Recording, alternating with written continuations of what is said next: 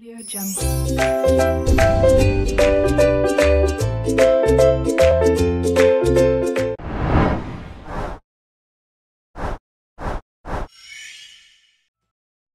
Assalamualaikum warahmatullahi wabarakatuh. Halo teman-teman semua, bagaimana nih kabar teman-teman semua? Semoga teman-teman sehat selalu ya. Kembali lagi nih bersama saya Farah Fitriani dari jurusan Pendidikan Fisika Untirta Angkatan 2019. Pada kesempatan kali ini saya akan membahas mengenai materi konsep dan fenomena kuantum. Adapun yang akan kita bahas pada kesempatan kali ini yaitu mengenai efek Compton dan sinar X. So teman-teman simak terus videonya sampai selesai ya. Oke, sebelum kita memulai pembelajaran pada kali ini, alangkah lebih baiknya jika kita berdoa bersama terlebih dahulu. Berdoa menurut kepercayaan dan agamanya masing-masing dipersilakan. Berdoa selesai. Sebelum saya mulai, saya mau mengingatkan untuk teman-teman jangan lupa mengisi link absensi yang ada di WhatsApp grup kelas ya.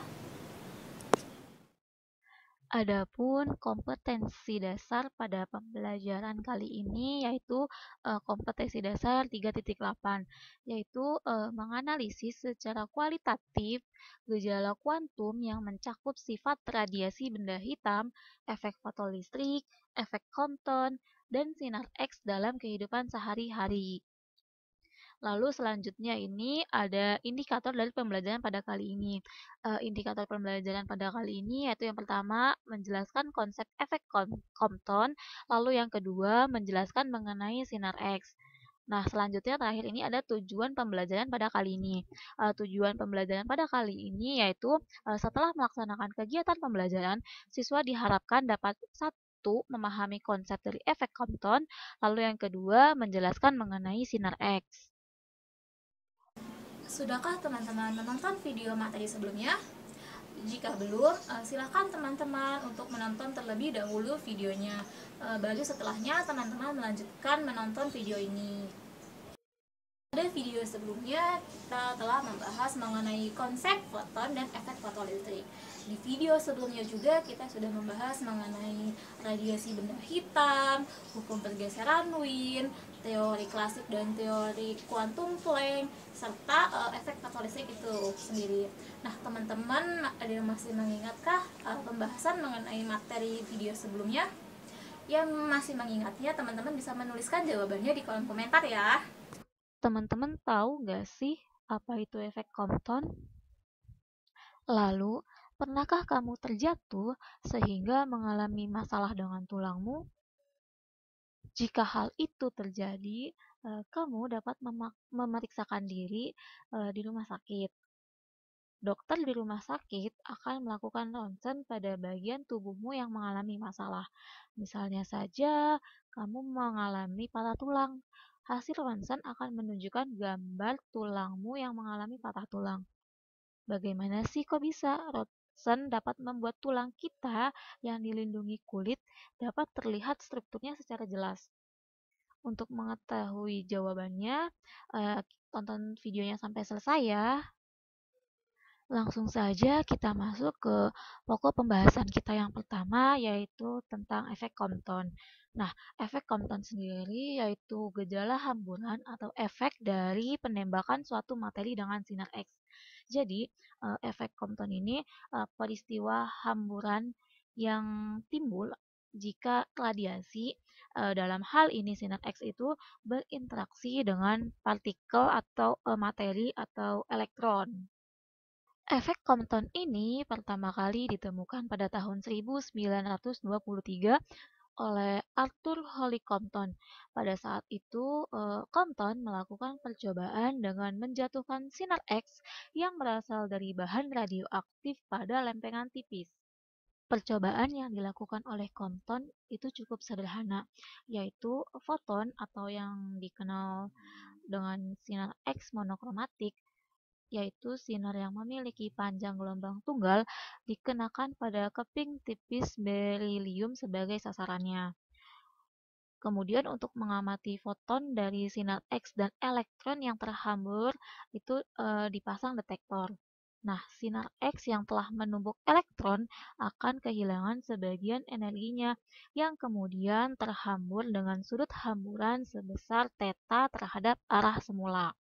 Berdasarkan hasil pengamatan, ternyata sinar X yang terhambur itu memiliki panjang gelombang yang lebih besar daripada panjang gelombang sinar X semula. Kurang lebih skema dari efek Compton ini seperti pada gambar ini ya, dimana ketika foton datang atau sinar X itu datang dan mengenai elektron diam, maka elektron tersebut itu akan terhambur dan sinar foton tersebut juga akan mengalami terhambur sejauh sudut θ derajat. Kurang lebih skemanya seperti ini. Dengan menggunakan hukum kekekalan momentum dan kekekalan energi, Compton berhasil menunjukkan bahwa perubahan panjang gelombang foton terhambur dengan panjang gelombang semula itu memenuhi persamaan berikut nih, yaitu lambda aksen dikurangi lambda sama dengan H per M kali C dikali 1 dikurangi cos theta, di mana lambda aksen sendiri itu merupakan panjang gelombang terhamburnya atau panjang gelombang sinar X yang setelah tumbukan, dan lambda ini merupakan panjang gelombang semula atau panjang gelombang sinar X sebelum tumbukan. Dan H ini adalah konstanta Planck dengan nilai 6,625 kali 10 pangkat min 34 joule seconds. Dan M sendiri itu merupakan massa elektron dengan nilai 9,1 kali 10 pangkat min 31 kg. C merupakan kecepatan cahaya dengan nilai 3 kali 10 pangkat 8 meter per sekon, dan theta sendiri merupakan sudut hamburan sinar X terhadap arah semula. Dan nilai besaran H per M kali C ini biasa disebut dengan panjang gelombang Compton. Jadi panjang gelombang Compton tuh persamaannya ini nih, yaitu H besar panjang gelombang Compton itu H per M kali C. Selanjutnya kita masuk ke pembahasan kita yang kedua, yaitu tentang sinar X. Nah, sinar X sendiri yaitu suatu jenis gelombang elektromagnetik dengan panjang gelombang pendek. Sinar X pertama kali ditemukan secara tidak sengaja oleh seorang ilmuwan berkebangsaan Jerman, yaitu Wilhelm Conrad Rontgen pada November 1895. Pada saat itu, Rontgen sedang melakukan penelitian tabung sinar katoda. Nah, Rontgen membungkus tabung dengan suatu kertas hitam agar tidak terjadi kebocoran fotoluminesensi dari dalam tabung keluar. Kemudian dia membuat ruang penelitian menjadi gelap.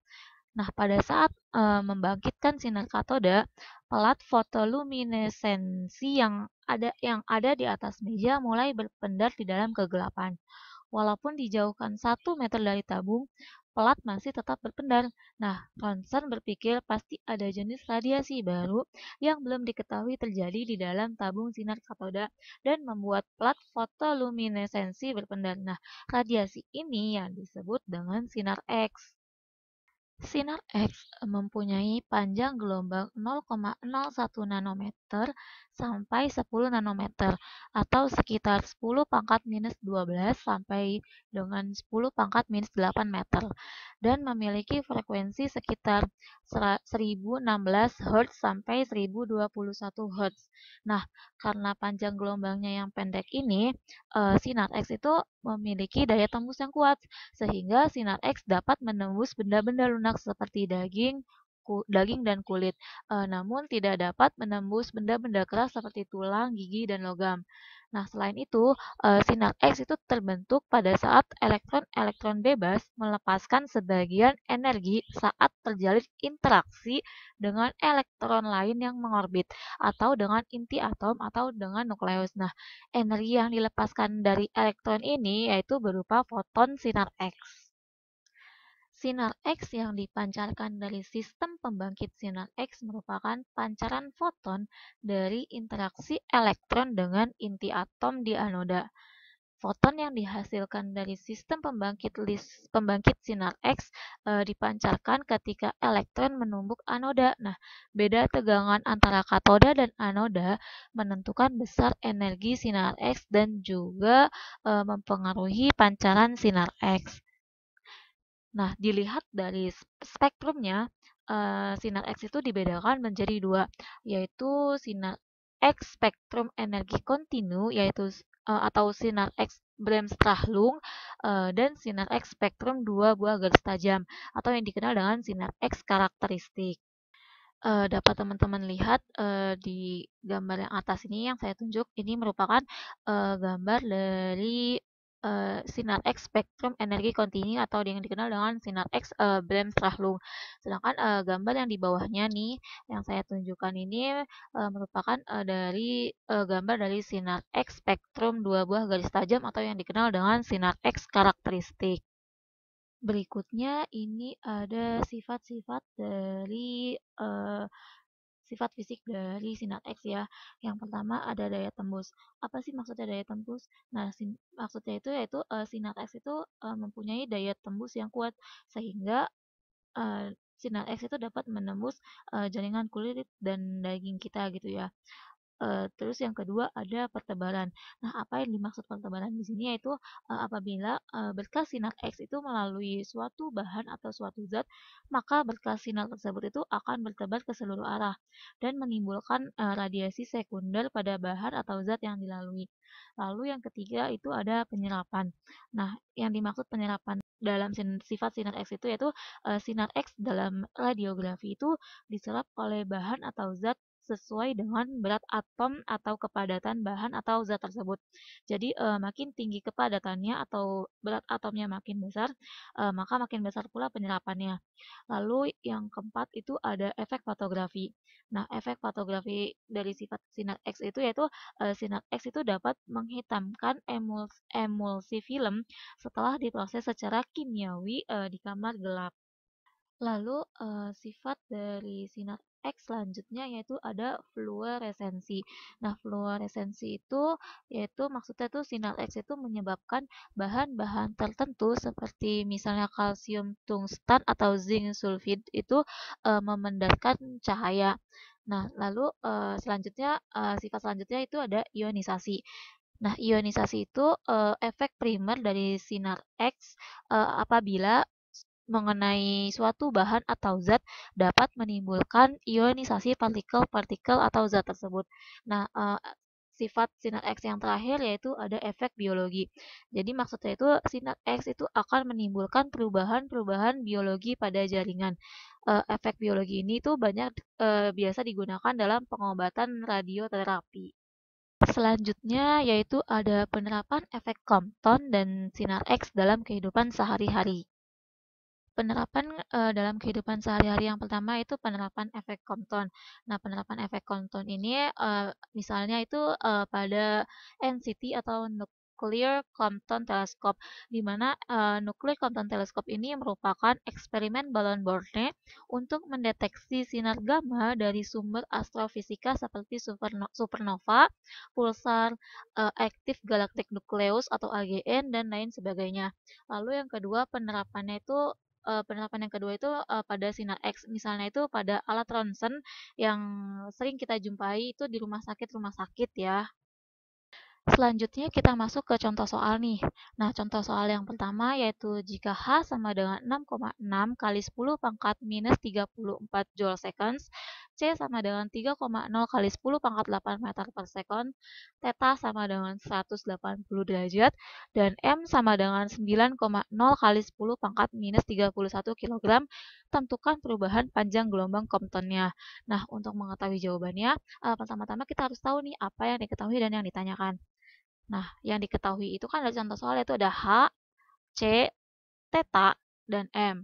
Lalu yang ditanyakan yaitu perubahan panjang gelombang Comptonnya atau kita pakai lambangnya itu delta lambda ya, perubahan panjang gelombang gitu kan yang ditanyakan. Setelah kita ketahui apa yang diketahui dan yang ditanyakan, kita bisa langsung jawab nih. Nah, persamaan dari perubahan panjang gelombang Compton tuh yaitu kan lambda aksen dikurangi lambda sama dengan H per M kali C dikali 1 dikurangi cos theta. Nah, lambda aksen dikurangi lambda itu kan sama aja delta lambda atau perubahan panjang gelombangnya. Jadi kita masukin aja nih persamaannya.